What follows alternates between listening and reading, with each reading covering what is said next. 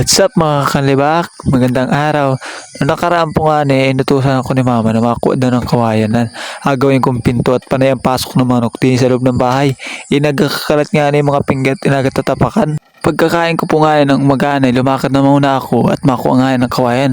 Ang akuhain ko po nga isa ng kawayan ay tiwanak. Kaso nga nila ang inabukbuk yung tiwanak kaya bulo na lang ang kinuha ko para naman matuwig at mabilis lang ako at meron naman din sa may lupa ni Lulundulo po. Nakakuha na po nga niya ako ng isang buwis ng kawayan at pinagtatlo ko lahat, kinayas ko na para mabilis magdala pababa. Pagkababa ko po nga kumuha ko ng labong at wala nga po kami magulay. Agataan ko po nga sana yan, kaso sabi ni mama, gisay na lang daw din sa sardinas at magkakahid pa ng niyog, sayang din yung niyog. Kaya ginisa ko na lang po din sa sardinas yan. Tapos kahapon po ay pinasama muna ako ni mama sa paglukad at wala nga ng kwarta. Din sa mama po nga ako din sa lukaran. Tapos din naman po namin kagahapon yan, may nakita po nga ako dyan ng puno ng pakil.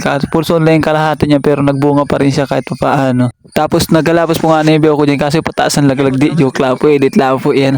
Tapos din po nga pagkatapos nila maglupas ng kasama ko ay naghakot na nga po ako pababa ng niyog. Pagkatapos nga po maglupas ng kasama ko ay nakot ko na nga po yung pababa at malipat pa po doon kami sa kabila. Wala pa po nga 100 buong niyog ang nakuha namin dyan sa sobrang dalang po ng bunga ng mga niyog. Hindi ko nga po alam kung bakit sobrang dalang pa rin ng bunga ng niyog. Mahal nga naman po ang presyo kaso nga lang po pang mura lang akonti talaga ang niyog.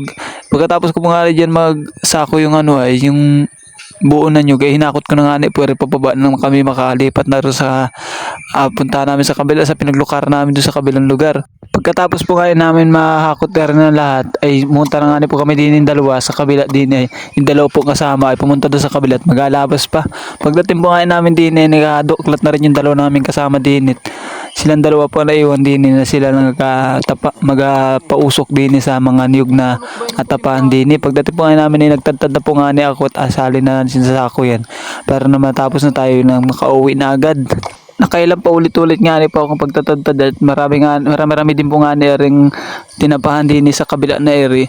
Yung niyog na po iba-iba po nga ang lugar ng mga namin nagapagalabasan namin kaya dapat kami po pumunta na din tapos yung dalawa po pumunta doon sa kabila at may alabasin pa pong buo ng niyog doon. Din po nga nalipat ko na nga po sa mga sako na maayos na at nang mabayo na yan para naman mahakot na yun doon sa tabing kalsada na matimbang na nung kagawad namin din Shoutout pala kay Kuya Henry Suli. Salamat po sa pag-share ng video at sa kay Joan Karag. Salamat sa pag-react sa mga video at salamat sa ibang mga followers na mahilig mag-share at mag-react dyan. Salamat po. Hindi ko na may isa-isa at madami po nga kayo. Huwag po sana kayong magsawang manood at magsuporta sa akin. Follow and share. Salamat po.